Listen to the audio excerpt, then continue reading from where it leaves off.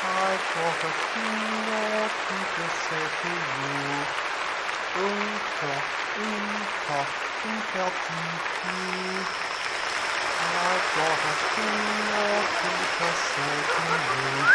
Like the oompa, pee-pee. Woohoo! I've got a few more things to say to you. Oompa, oompa, oompa, pee-pee.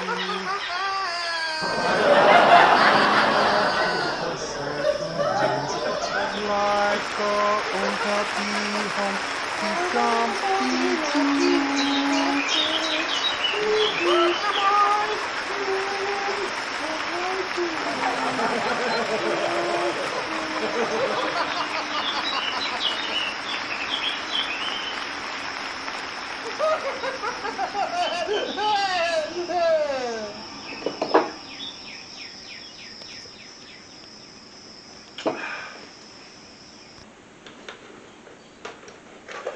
Hello, my name's Robert Pembroke. I'm just admiring a model I just made of the Wright Flyer. That's a kitty hawk, the one that, not the original, but the one that would have flown at conventions between 1910 and 1915 or later as a kind of fairground ride for marketing purposes, yeah? A bit like Elon Musk or Mr. Branson might take paid passengers by ticket up into space, yeah? It was like that back in 1910 with the Wright Flyer. I thought I'd tell you about the story of Wilbur and Orville Wright, their biography, and how I relate to it anyway, and maybe you might too. It was, let me see, it was in the genre of literary critique of one Monsieur Paul Valéry that a composite understanding of the nature of the story is seen as, excuse me, an eclectic mix of different authorial voices speaking through the solitary wordsmith. A work at desk, art is a type of work, isn't it? A work in progress. Always a work in progress for artists. Nothing is ever finished, yeah? So Monsieur Valéry was oft at pains to point out to scholars, ergo poeta, that the text is made of many things apart from an author, in the French, l'auteur, whose work is the miracle of understandings about the pragmatic features of one's own existence. Let's say it's a kind of the text, the story, the biography. It's a fragmented representational form about selfdom or categories of person in the descriptions of selfhood that we kind of integrate in our thoughts about the nature of the social history we observe in biographical narratives as an extension of the postmodern fictions, that is, excuse me, a kind of eclectic mix of fiction and non-fiction, yeah? Well, that's the postmodern narrative. When one looks at, say, the design work and machismo of Wilbur, Mr. Wilbur and Orville Wright, in the age that precedes vaudeville, the accident-prone risk-takers of vaudeville, it's quite obvious that the hatching of the Wright Flyer design commenced a long time before that day in 1903.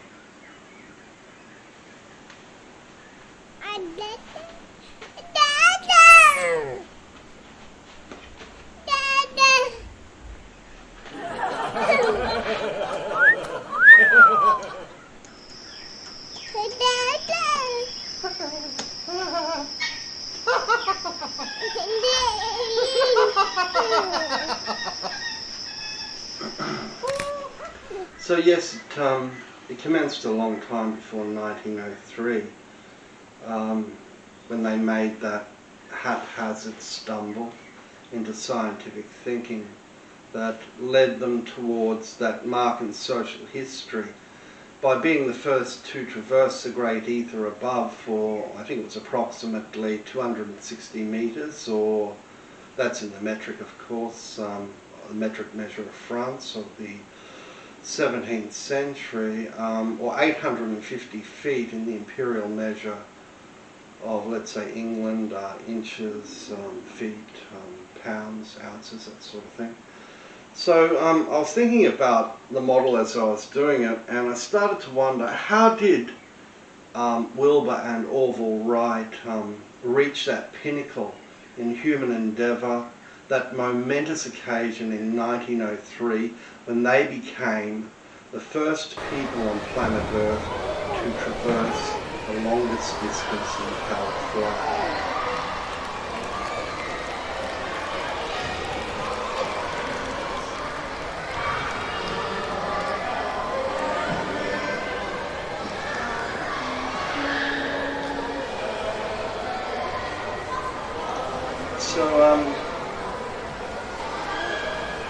So Wilbur and Orville Wright, they're bicycle mechanics in their early adulthood.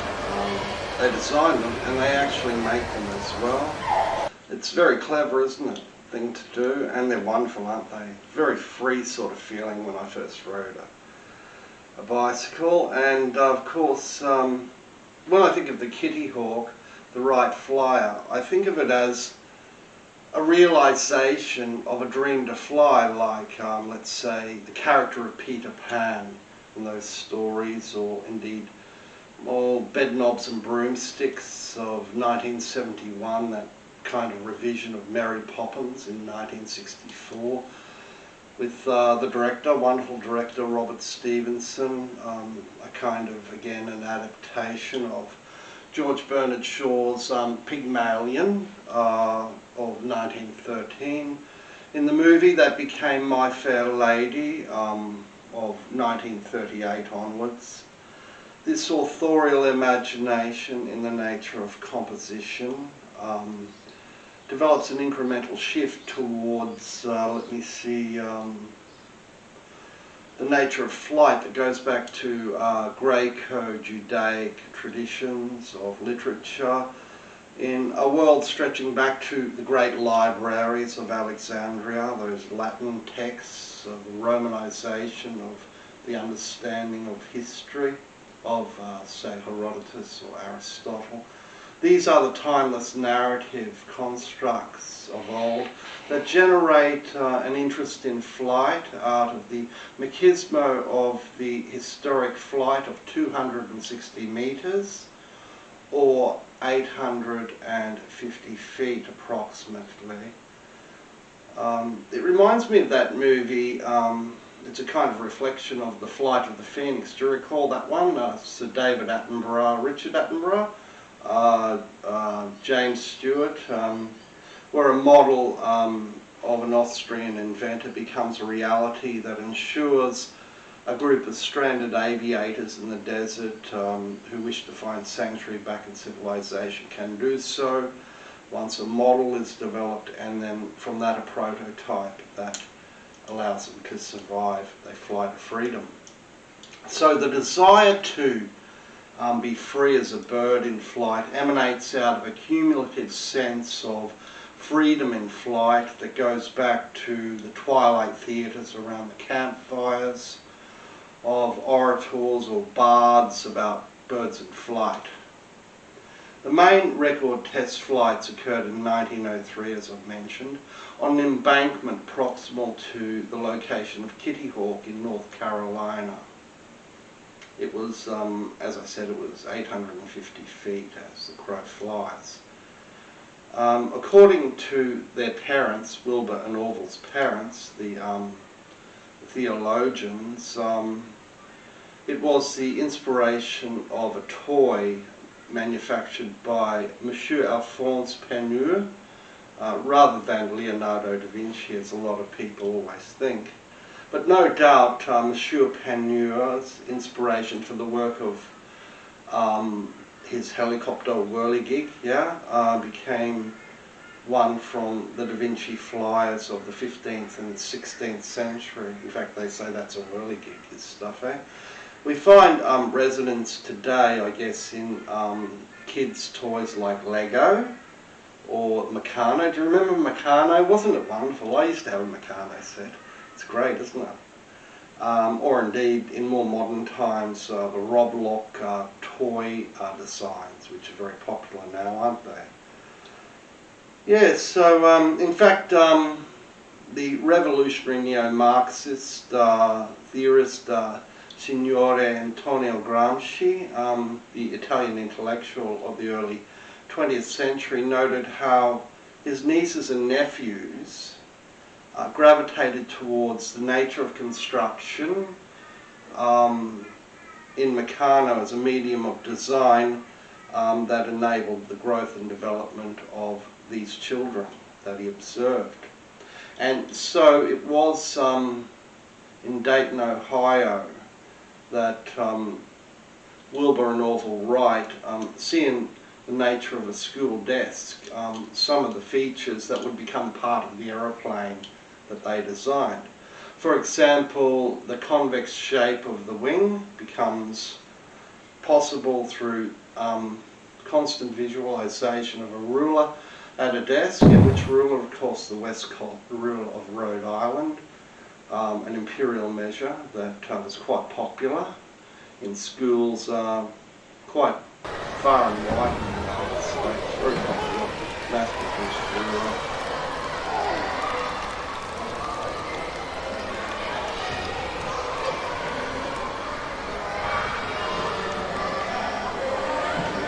Okay, so Westcott ruler, it's one all the kids use that in those days, early 1900s. And of course, Mr. Pembroke, a very popular toy maker, and his surname Joe gave a sensation. False friendly is bureau or pen, isn't it? Like a pen they use on their desk. So toys have a link or an association in marketing with the school desk. The trope or metaphor is the desk and the stationery accompanying the desk. Toys figure a lot in the childhood development of a child, and they become the inspiration for a kind of futurology that develops in the human psyche, leading to innovation. Wilbur and Orville's parents, Mr. and Mrs. Wright, they found that it was in fact Alphonse Pembroke that had the greatest influence in motivating the boys to do those things that led to the plane, the aeroplane.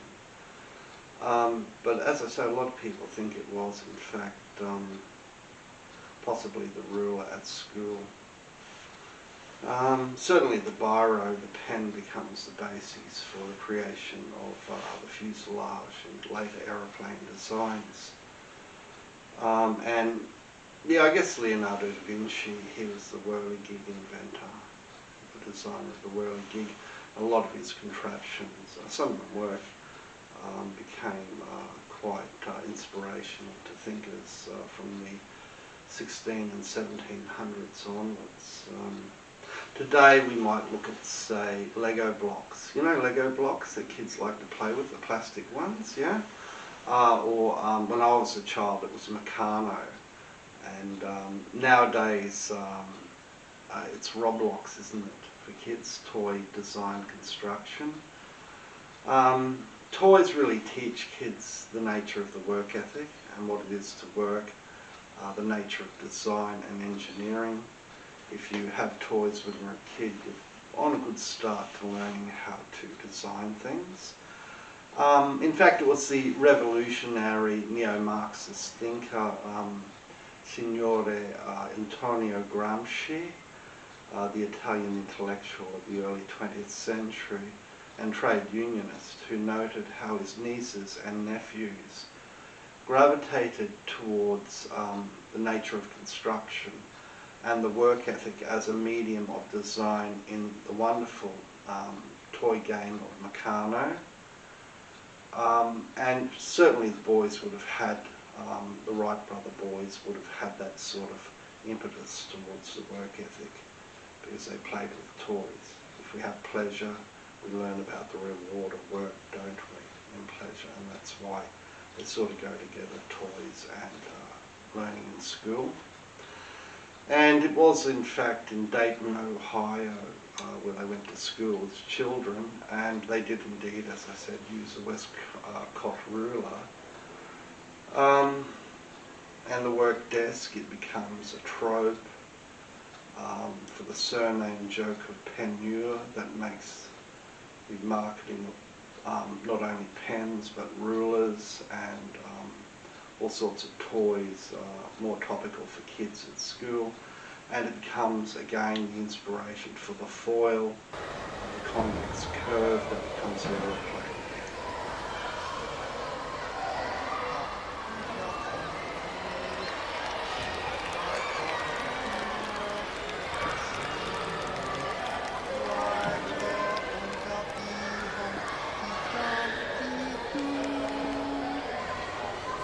So yeah, the work desk becomes a trope, a metaphor that becomes a guiding force in the development of the heuristic within the pedagogy of learning, and it enables the creation of an innovation we know of as the aeroplane today.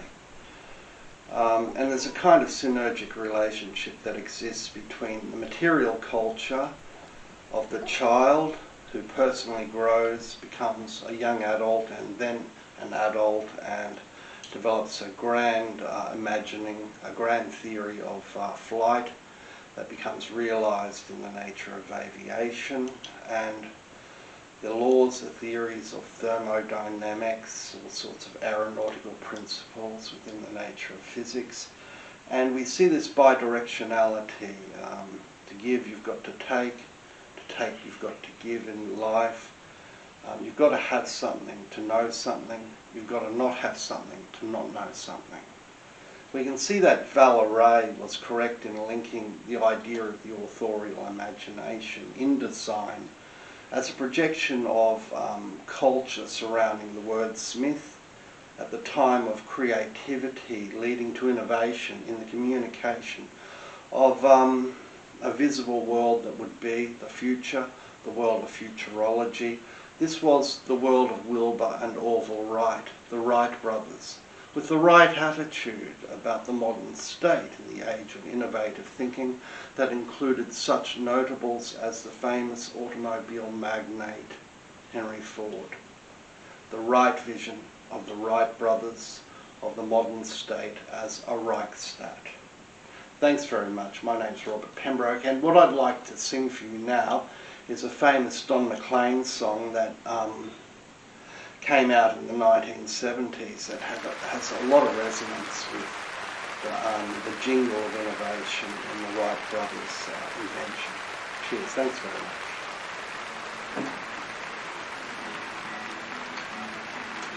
Hello, I'm Don McLean, Dreidel, Robert Pembroke.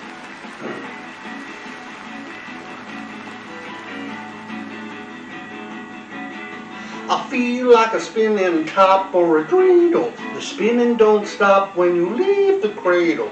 You just slow down.